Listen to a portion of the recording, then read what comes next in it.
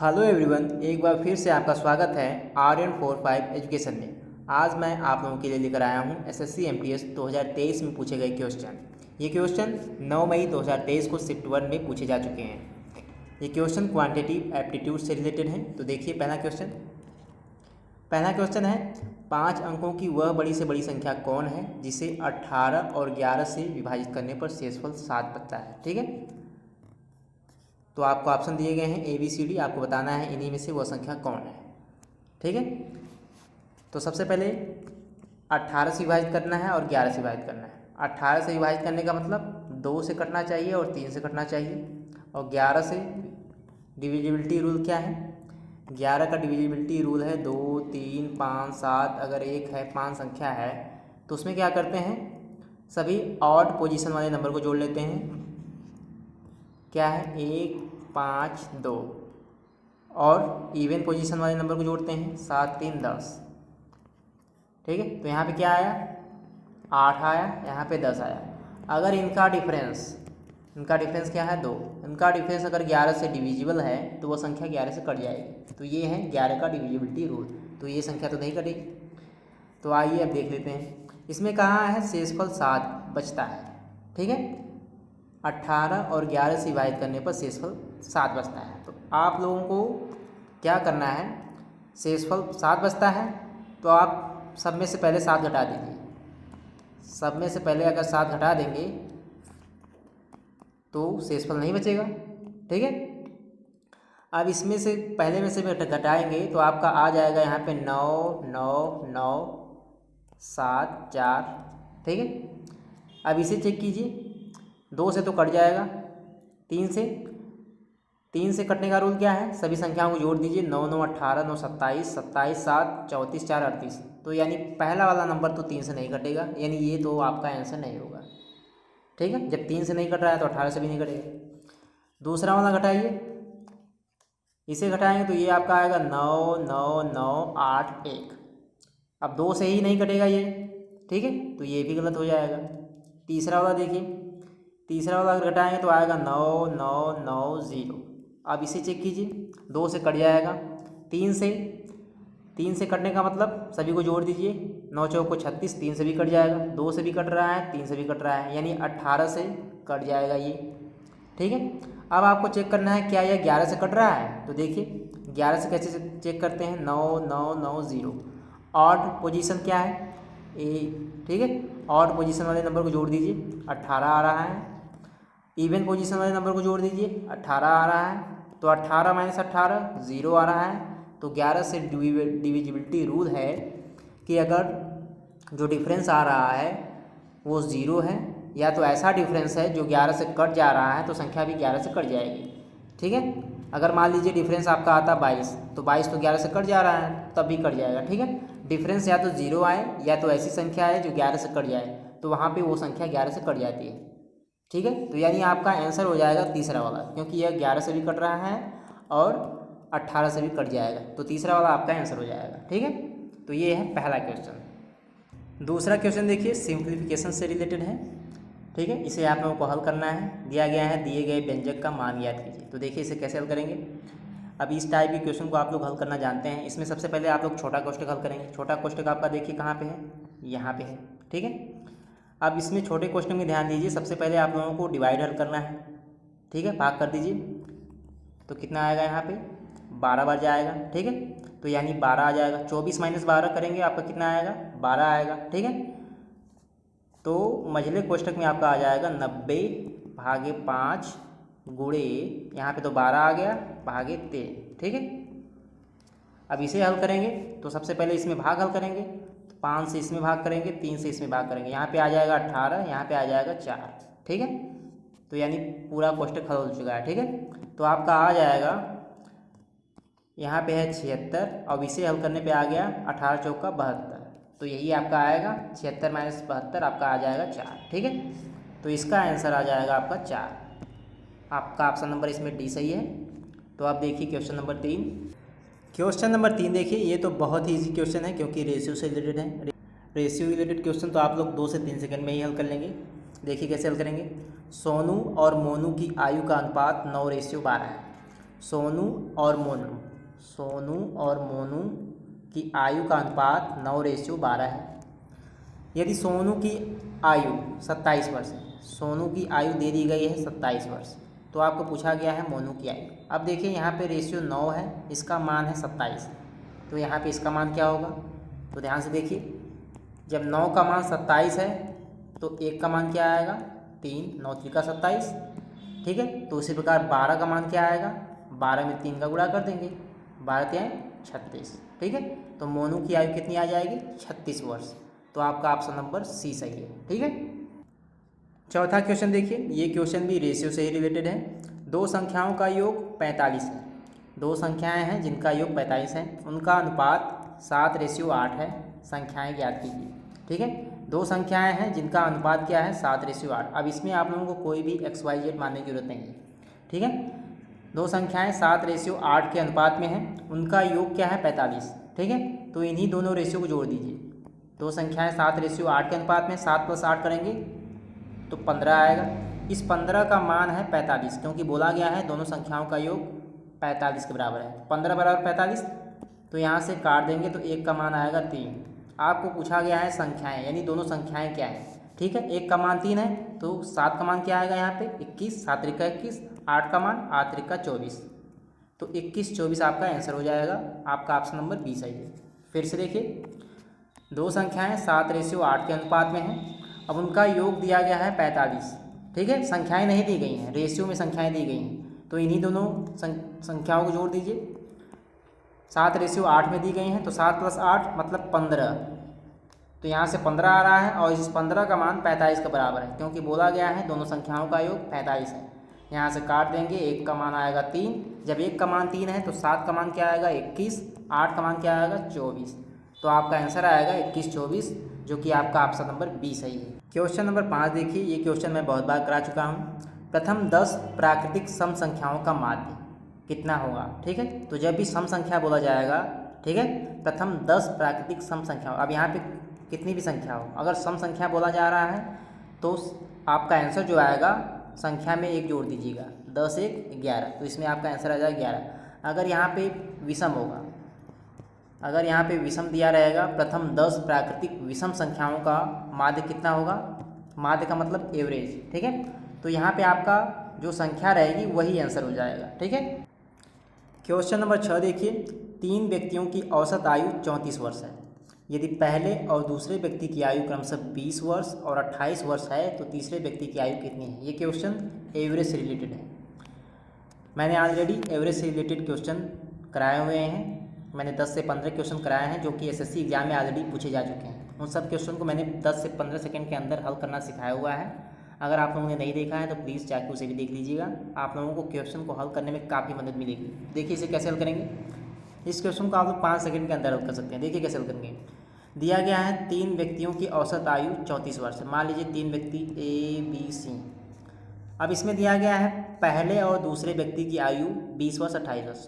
पहले की आयु दी गई है 20 वर्ष, दूसरे की आयु दी गई है 28 वर्ष, और टोटल तीनों का एवरेज दिया गया है 34। तो देखिए इसे ध्यान से कैसे हल करेंगे। अब आप लोगों को कुछ नहीं करना है। यहाँ पे देखिए पहले व्यक्ति की आयु क्या है 20, ये देखिए 34 से कितना कम है? 34 से ये 14 कम है। दूसरे व्यक्ति की आयु 28 वर्ष है, ये 34 से कितना कम है? 6 कम है। तो इन दोनों को जोड़ दीजिए, 14 6 20 आ रहा है। तो जो तीसरे व्यक्ति की जो आयु होगी वो 34 + 20 कर देंगे, तो कितना आएगा यहाँ पे? 54। तीसरे व्यक्ति की आयु होगी 54, क्योंकि तीनों का एवरेज जो है 34 होना चाहिए, ठीक है। तो इस हिसाब से पहले की 20 दिया गया है, दूसरे की 28 दिया गया है, और तीसरे की आप लोगों ने निकाल लिया 54। अगर इन तीनों को जोड़ते हैं तो 8 4 12, ठीक है, आएगा आपका 102। अब 102 में अगर आप लोग 3 से भाग करते हैं, क्योंकि एवरेज जो है 34 के बराबर आना चाहिए, तो यहाँ से भी एवरेज 34 ही आएगा, ठीक है। तो आप लोगों को कुछ नहीं करना है। फिर से देखिए 3 व्यक्ति हैं ABC। पहले की आयु 20 वर्ष है, दूसरे की आयु 28 वर्ष है। पूछा गया है तीसरे की आयु कितनी है, ठीक है। तो पहले व्यक्ति की आयु 20 है और तीनों का एवरेज जो है 34 है। तो ये देखिए पहला वाला 34 से कितना कम है? 14 कम है। दूसरा वाला 34 से 6 कम है, तो 14 + 6 कर दीजिए, 14 6 20 आएगा आपका। तो तीसरे व्यक्ति की जो आयु होगी 34 + 20 कितना आएगा 54। ठीक है, तो आपका आंसर जो आएगा 54 आएगा। आपका ऑप्शन नंबर इसमें देखिए सी वाला सही है, 54 वर्ष। ठीक है, तीसरे व्यक्ति की आयु 54 वर्ष। क्वेश्चन नंबर 7 देखिए, यदि 18 वस्तुओं का विक्रय मूल्य 21 वस्तुओं के क्रय मूल्य के बराबर है तो लाभ या हानि प्रतिशत ज्ञात कीजिए। ठीक है, यदि 18 वस्तुओं का विक्रय मूल्य 21 वस्तुओं के क्रय मूल्य के बराबर है तो लाभ या हानि प्रतिशत ज्ञात कीजिए। ऐसा क्वेश्चन हर शिफ्ट में देखने को मिल रहा है, तो देखिए कैसे हल करेंगे इसे, ध्यान से देखिएगा। 18 वस्तुओं का विक्रय मूल्य यानी 18 SP लिख सकते हैं, 18 वस्तुओं का सेलिंग प्राइस 21 वस्तुओं के क्रय मूल्य के बराबर है यानी 21 CP। ठीक है, तो यहाँ से SP/CP निकाल सकते हैं, कितना आएगा 21/18। ठीक है, यानी सेलिंग प्राइस कह सकते हैं 21 है और कॉस्ट प्राइस 18 है। ठीक है, यानी विक्रय मूल्य ज़्यादा है क्रय मूल्य से, यानी आपका इसमें क्या होगा लाभ होगा। तो आपको निकालना है लाभ प्रतिशत। तो देखिए लाभ प्रतिशत कैसे निकालेंगे, तो लाभ प्रतिशत निकालने के लिए सबसे पहले आप लोगों को निकालना होगा कि प्रॉफिट हो कितने का रहा है 21 - 18, लाभ बराबर विक्रय मूल्य माइनस क्रय मूल्य यानी 3 का लाभ है। अब इसी को प्रतिशत में बताना है। ठीक है, तो लाभ प्रतिशत बराबर क्या होता है, लाभ 3 का है गुणे 100 क्रय मूल्य। क्रय मूल्य आपका है 18, तो काट देंगे 100/6। ठीक है, अब इसे जब हल करेंगे तो आपका आ जाएगा 16 सही 2/3%। ठीक है, भाग करेंगे तो आपका आएगा 16.666, तो यानी 16 सही 2/3% आप लोग लिख सकते हैं। तो इसका आंसर आ जाएगा ऑप्शन नंबर बी वाला, 16 सही 2/3%। बी वाला आपका ऑप्शन इसमें सही है। क्वेश्चन नंबर 8 देखिए, क्रमिक बट्टों 20%, 25% तथा 10% के समतुल्य एकल बट्टा है। तो देखिए आप लोग इसे कैसे हल करेंगे आसानी से। जैसे मान लीजिए 2 बट्टा दिए गए हैं 5%, 10%। अब इनके लिए एकल बट्टा निकालना है, तो कैसे निकालेंगे, एक ही फार्मूले का यूज करना है, A + B - AB/100, जहाँ पे A जो है 5%, B जो है 10%। ठीक है, तो यहाँ पे क्या क्या दिया गया है 20%, 25%, 10%। यहाँ पे 3 बट्टे दिए गए हैं, तो अब इन्हें कैसे हल करेंगे।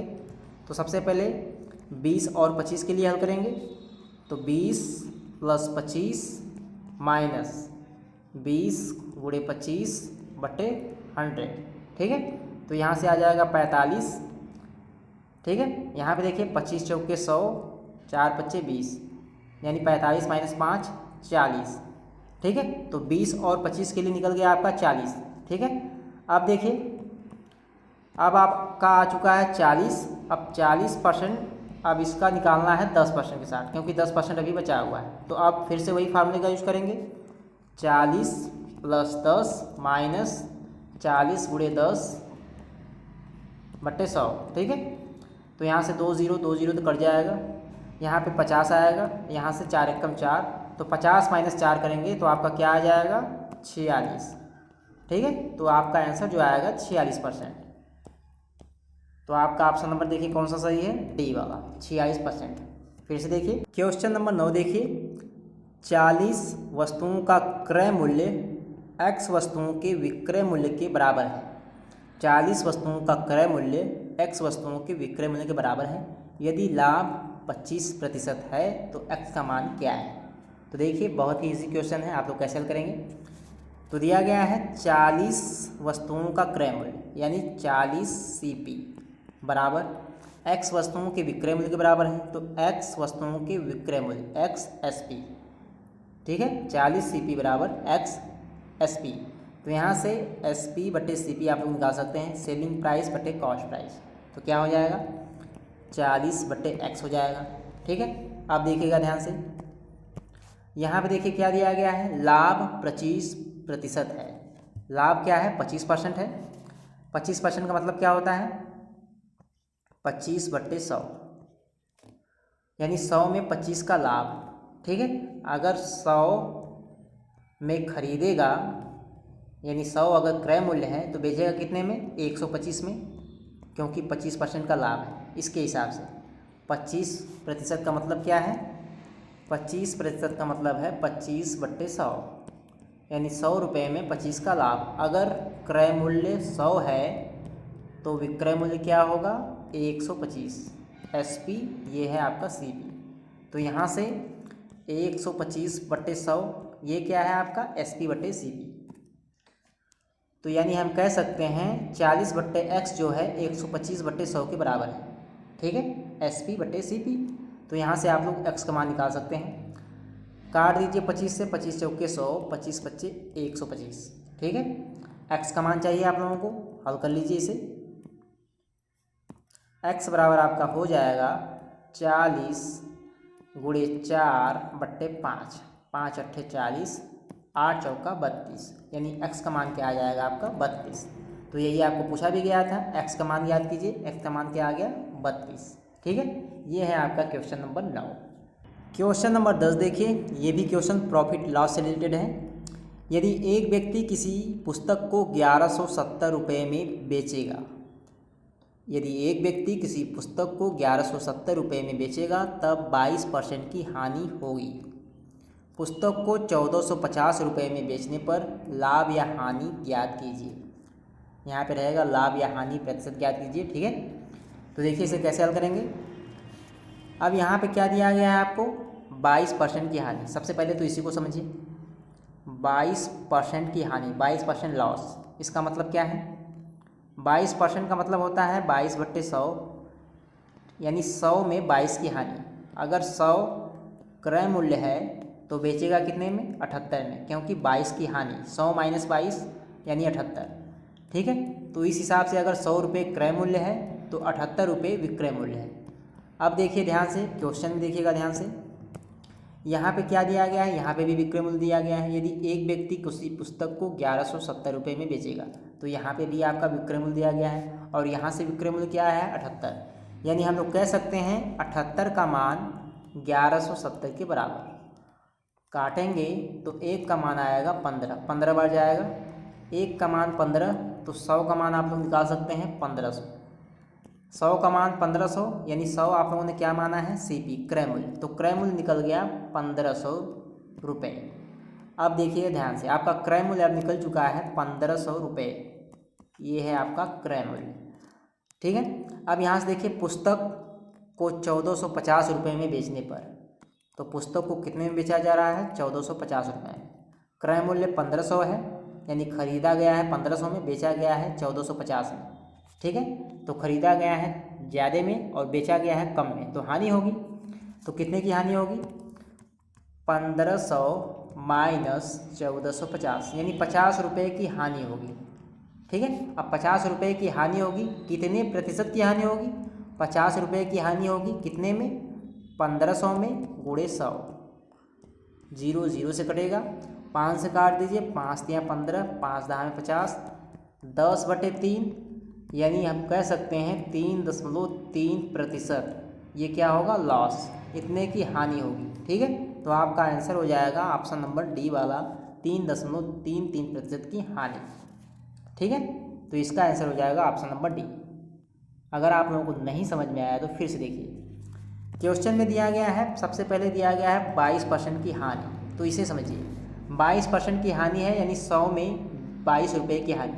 अगर क्रय मूल्य 100 है तो इसमें 22 रुपये की हानि हो रही है, तो 78 रुपये विक्रय मूल्य है।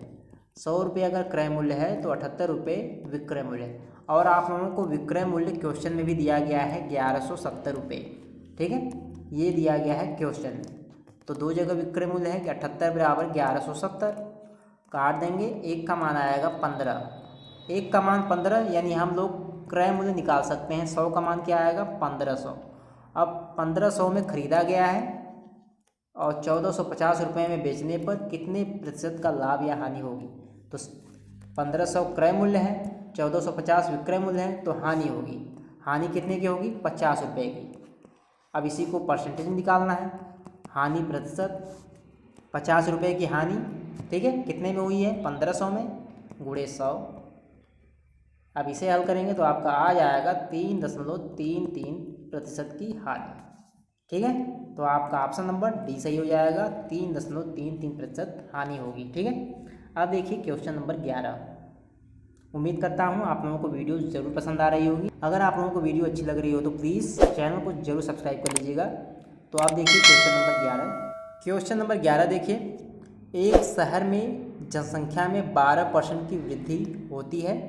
कोविड जैसे विषाणु के कारण इसमें 12% की कमी आती है। यदि वर्तमान में शहर की जनसंख्या 2,95,680 है तो शहर की प्रारंभिक जनसंख्या है। तो देखिए इसे कैसे हल करेंगे। इसमें पूछा गया है शहर की प्रारंभिक जनसंख्या यानी पहले की जनसंख्या कितनी है। तो मान लीजिए प्रारंभिक जनसंख्या है 100, प्रारंभिक जनसंख्या 100। अब जनसंख्या में 12% की वृद्धि होती है तो यानी वृद्धि के बाद 112 हो जाएगा। अब कोविड जैसे विषाणु के कारण 12% की कमी आती है, ठीक है। तो अब क्या हो जाएगा, अब 112 का 12% निकालेंगे, ठीक है, क्योंकि कोविड जैसे विषाणु के कारण 12% की कमी। तो पहले की जनसंख्या 100 है, पहले तो 12% की वृद्धि हो गई, ठीक है, यानी जनसंख्या हो गई 112। अब फिर से 12% की कमी, तो 112 का 12% निकालेंगे, ठीक है। तो ये आपका गुणा करेंगे तो ऊपर आ जाएगा 1344, नीचे 100। अब इसे हल करेंगे तो आएगा 13.44, ठीक है। तो यानी 13.44 की हानि, तो 112 में से 13.44 घटा देंगे तो आपका आ जाएगा 98.56, ठीक है। तो अब जनसंख्या कितनी हो गई, 98.56। तो यहाँ पे देखिए वर्तमान में शहर की जनसंख्या भी दी गई है 2,95,680। फिर से देखिए, मान लीजिए प्रारंभिक जनसंख्या 100 है, ठीक है। अब इसमें 12% की वृद्धि हुई यानी 112 हो गई, फिर से 12% की कमी हुई, ठीक है। तो 12% कमी के बाद आपका आ जाएगा 98.56। कैसे आया 98.56, पीछे देख लीजिएगा, ठीक है। तो अब वर्तमान में जनसंख्या इतनी हो गई। अब वर्तमान में जनसंख्या दी गई है, क्वेश्चन में दिया गया है 2,95,680, ठीक है, यानी 98.56 बराबर कह सकते हैं 2,95,680। इसे हल करेंगे आप लोग, ठीक है। तो यहाँ से अगर दशमलव हटा दें तो इधर 2 0 बढ़ जाएगा। हल करने का आप लोग तरीका देखिए बस कैसे हल करना है। अब अगर आप लोग इसे हल करते हैं तो यहाँ से 1 का मान आएगा 3000, 1 का मान 3000 आएगा, ठीक है। तो आपको पूछा गया है पहले की जनसंख्या, पहले की जनसंख्या आपने कितनी मानी है 100। जब 1 का मान 3000 है, 1 का मान 3000 है तो 100 का मान क्या हो जाएगा, 100 का मान क्या हो जाएगा आपका 2 0 और बढ़ जाएगा, ठीक है, 2 0 और बढ़ जाएगा यानी 3 लाख। तो पहले की जनसंख्या कितनी है 3 लाख। तो आपका ऑप्शन नंबर इसमें डी सही हो जाएगा, ठीक है। फिर से देखिएगा, इसमें दिया गया है एक शहर में जनसंख्या में 12% की वृद्धि होती है। अगर जनसंख्या 100 है तो इसमें 12% की वृद्धि होती है, 112 हो जाएगी। अब फिर से कोविड के कारण जनसंख्या में कमी आती है, 12% की कमी आती है। तो 112 का 12% निकालेंगे तो आपका आएगा 13.44। तो 112 में से 13.44 माइनस करेंगे तो ये आपका आ जाएगा 98.56, ठीक है। तो कोविड के कारण 12% की कमी आई थी, तो वर्तमान में अब जनसंख्या कितनी हो गई 98.56। 98.56 का मान बराबर हो जाएगा वर्तमान की जनसंख्या में यहाँ पे भी दी गई थी 2,95,680। तो ये बराबर हो जाएगा इसके, ठीक है। अब इसे हल करते हैं तो 1 का मान आपका आएगा 3000 बराबर। तो 1 का मान 3000 आएगा तो 100 का मान 3 लाख, ठीक है। तो शहर की जनसंख्या कितनी है 3 लाख। क्वेश्चन नंबर 12 देखिए, काफ़ी इजी क्वेश्चन है। एक टोकरी में 350 अंडे हैं। यदि 12% अंडे सड़े हुए हैं तो कितने अंडे बेचने के लिए पर्याप्त है। तो मतलब जितने अंडे सही होंगे वही बेचने के लिए पर्याप्त होंगे। तो टोटल अंडे कितने हैं 350। अब इसमें बोला गया है 12% अंडे जो हैं सड़े हुए हैं, ख़राब। तो जब 12% सड़े हुए हैं तो यानी 88% अंडे जो हैं सही हैं, ठीक है। तो आप लोगों को बस सीधे सीधे 350 का 88% निकाल देना है, ठीक है। 350 का 88%, 0 0 से कट जाएगा, 5 दूनी 10, 5 सत्ते 35, 2 से यहाँ पे काट देंगे 44 आ जाएगा, ठीक है। यानी 7 में 44 का गुणा करेंगे, 7 चौका 28, 7 चौका 28 2 30, 308 आपका आ जाएगा, ठीक है। आंसर। तो 308 अंडे जो हैं वो बेचने के लिए पर्याप्त है। तो आपका ऑप्शन नंबर सी सही हो जाएगा, 308। क्वेश्चन नंबर 13 देखिए, दो पाइप एक बर्तन को पृथक रूप से 10 घंटे और 15 घंटे में भर सकते हैं। ज्ञात कीजिए कि दोनों बर्तन एक साथ बर्तन को कितने घंटे में भर सकते हैं। तो देखिए इसे कैसे हल करेंगे। मान लीजिए दो पाइप है, मान लीजिए पहली पाइप ए है, ए जो है बर्तन को 10 घंटे में, बी बर्तन को 15 घंटे में भर सकते हैं। ठीक है, तो ए की क्षमता कितनी हो जाएगी, 1/10, यानी 10 घंटे में पाइप को भर सकता है ये। ठीक है, 10 घंटे में एक पाइप को भर सकता है। और बी की क्षमता 1/15 हो जाएगी, यानी ये 15 घंटे में एक पाइप को भर सकता है। तो पूछा गया है दोनों बर्तन एक साथ, तो मतलब कि ए प्लस बी दोनों बर्तन एक साथ, तो 1/10 प्लस 1/15। ठीक है, इसे आप लोगों को हल करना है। देखिए नीचे आपका क्या आ जाएगा, 150, यहाँ से 15, यहाँ से 10, 15 प्लस 10 25/150 काट देंगे तो ये आपका आएगा 1/6। ठीक है, यानी ये 6 घंटे में एक पाइप को भर सकता है।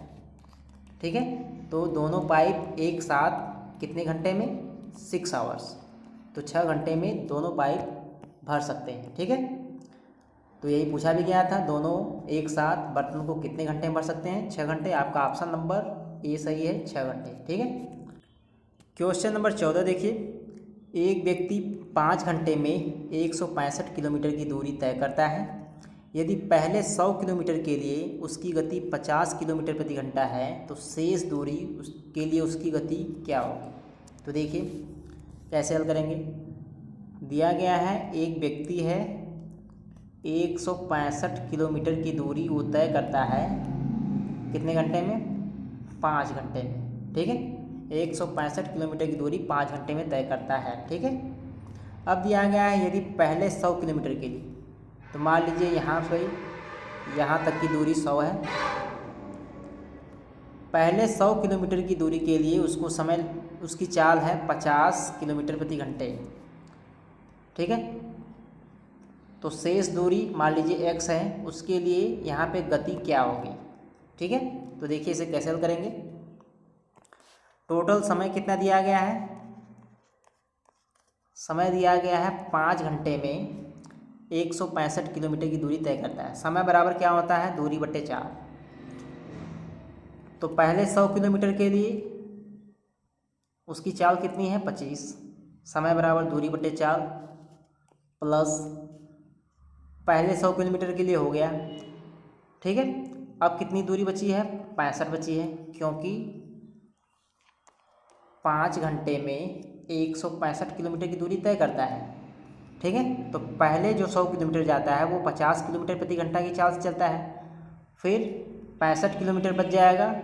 अब मान लीजिए इसे x किलोमीटर प्रति घंटा की चाल से तय करता है, तो यहाँ पे तो आ जाएगा 2। ठीक है, यहाँ पे क्या आ जाएगा, 65/x, यहाँ पे 5।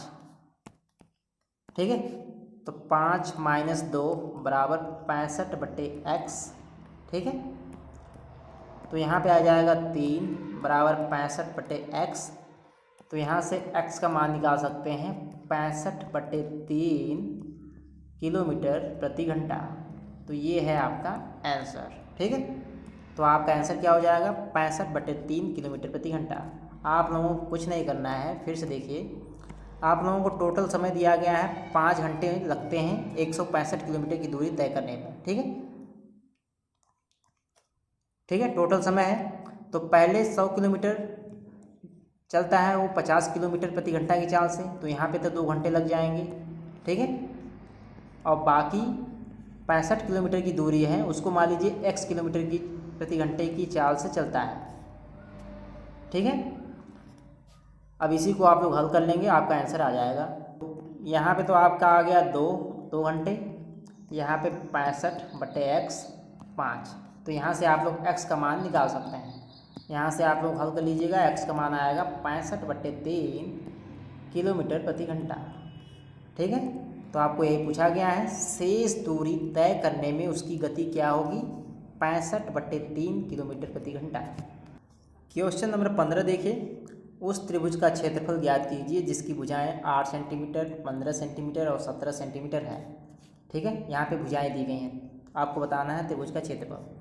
तो त्रिभुज का क्षेत्रफल क्या होता है, under root S, S minus A, S minus B, S minus C. ये कब होता है, जब आपको 3 भुजाएं दी गई हैं त्रिभुज की ए बी सी, तो उस केस में त्रिभुज का क्षेत्रफल under root S, S minus A, S minus B, S minus C. अब यहाँ पे एस क्या होता है, एस का मान कैसे निकालते हैं, ए प्लस बी प्लस सी बट्टे 2। ठीक है, यानी तीनों भुजाओं का योग कर देंगे, 2 से भाग कर देंगे, आपका एस का मान निकल जाएगा। तो तीनों भुजाएं दी गई हैं 8, 15, 17 बट्टे 2। तो जोड़ेंगे तो आपका आएगा 15, 8, 23, 17, 40, 40 बट्टे 2, यानी आपका एस का मान आ जाएगा 20, एस बराबर 20 आ जाएगा। ठीक है, तो आप लोगों को इसी फार्मूले में सब मान रख देना है। तो देखिए कैसे हल करेंगे इसे। क्षेत्रफल ए बराबर under root S, S minus A, S minus B, S minus C. तो एस का मान क्या आ गया है 20, S minus A, S minus A कैसे निकालेंगे, ए तो आपका है 8, तो S minus A, S minus A का मतलब 20 माइनस 8 कितना आएगा, 12 आएगा। तो यहाँ पे 12 रख देंगे। एस माइनस बी मतलब कि 20 माइनस 15 5 आ जाएगा। एस माइनस सी मतलब कि 20 माइनस 17 3 आ जाएगा। ठीक है, गुणा कर देंगे सभी का, तो ये आपका आ जाएगा 3600। ठीक है, 3600 का वर्गमूल कितना होता है 60 सेंटीमीटर स्क्वायर, क्योंकि आप लोग क्षेत्रफल निकाल रहे हैं। ठीक है, तो ये आ जाएगा आपका 60 सेंटीमीटर स्क्वायर। आपका ऑप्शन नंबर बी सही हो जाएगा, 60 सेंटीमीटर स्क्वायर रहेगा। ठीक है, क्वेश्चन नंबर 16 है आपका, एक लंबवृत्तीय बेलन का आयतन 12,320 सेंटीमीटर क्यूब है, इसकी ऊंचाई 80 सेंटीमीटर मापी गई है, बेलन के आधार की त्रिज्या की गणना कीजिए। ठीक है, तो बेलन का आयतन क्या होता है, बेलन का आयतन होता है पाई आर स्क्वायर एच। इसका मान दे दिया गया है 12,320 सेंटीमीटर क्यूब। ठीक है, अब यहाँ पे देखिए ऊंचाई भी दे दी गई है, ऊंचाई 80 सेंटीमीटर है, तो रख दीजिए। पाई का मान होता है 22/7, आर का मान आप लोगों को निकालना है त्रिज्या का मान, और एच जो है 80 सेंटीमीटर है, 12,320। इसे आप लोगों को हल करना है। 22 से इसको काट देंगे तो यहाँ पे आएगा 560। ठीक है, 0 से 0 कट जाएगा, 8 सत्ते 56, यानी आर स्क्वायर का मान आ जाएगा 49, क्योंकि यहाँ पे 7 है, 7 का गुणा हो जाएगा 49, तो आर का मान क्या आ जाएगा 7 सेंटीमीटर। ठीक है, तो बेलन के आधार की त्रिज्या क्या आ गई 7 सेंटीमीटर। ठीक है, आपका ऑप्शन नंबर इसमें सी सही है, 7 सेंटीमीटर। तो आप देखिए क्वेश्चन नंबर 17। क्वेश्चन नंबर 17 देखिए, कोई धनराशि 6 वर्ष में चक्रवृद्धि ब्याज पर स्वयं की 2 गुनी हो जाती है, कितने वर्षों में स्वयं की 8 गुनी हो जाएगी। बहुत ही ईजी क्वेश्चन है, ध्यान से देखिएगा। मान लीजिए कोई धनराशि 1 है, अब वो 6 वर्ष में 2 गुनी हो जाती है, मतलब कि 2 हो जाती है, 1 से 2 हो जाती है, कितने सालों में 6 सालों में। ठीक है, मान लीजिए कोई राशि 1 है, 6 साल में 2 गुनी हो जाती है, तो अब बताइएगा अगले 6 साल में क्या हो जाएगी, इसकी भी 2 गुनी हो जाएगी, 4 हो जाएगी। फिर से अगले साल में कितने हो जाएगी, 4 दूनी 8 हो जाएगी। तो आपको यही पूछा भी गया है कितने वर्षों में स्वयं की 8 गुनी हो जाएगी, मतलब कि 1 है तो 8 कब हो जाएगी, 1 का 8 गुना 8, तो यहाँ पे देखिए 8 हो रहा है, कितने सालों में होगा 6, 6, 12, 6, 18, यानी 18 सालों में स्वयं की 8 गुनी हो जाएगी। आपका ऑप्शन नंबर बी सही हो जाएगा। फिर से देखिए, मान लीजिए धनराशि है 1, अब ये हो जाती है 2 गुनी, कितने सालों में 6 सालों में, 6 वर्षों में चक्रवृद्धि ब्याज पर धनराशि जो है 2 गुनी हो जाती है। तो फिर से अगले सालों में 2 गुनी हो जाएगी, 2 का 2 गुना 4, और फिर से अगले 6 साल में फिर से 2 गुना हो जाएगी 8, तो 1 का 8 गुना यहाँ पे हो गया, तो कितने सालों में हो गया 6, 6, 12, 6, 18 सालों में। ठीक है, तो इसका आंसर हो जाएगा 18 साल में स्वयं की 8 गुनी हो जाएगी। अब तो ये था आज का लास्ट क्वेश्चन। तो ये था आज का लास्ट क्वेश्चन। ये सारे क्वेश्चन पूछे गए थे 9 मई 2023 को SSC MTS में शिफ्ट 1 में ये सारे क्वेश्चन पूछे गए थे। ठीक है, टोटल 17 क्वेश्चन। 3 क्वेश्चन और थे जो कि ग्राफ से रिलेटेड थे, जो कि बहुत ही ईजी थे, आप लोग उसे देख लीजिएगा। तो उम्मीद करता हूँ आप लोगों को वीडियो ज़रूर पसंद आई होगी। अगर आप लोगों को वीडियो अच्छी लगी हो तो प्लीज़ चैनल को जरूर सब्सक्राइब कीजिएगा, क्योंकि मैं आगे भी और भी वीडियोस लेकर आने वाला हूँ।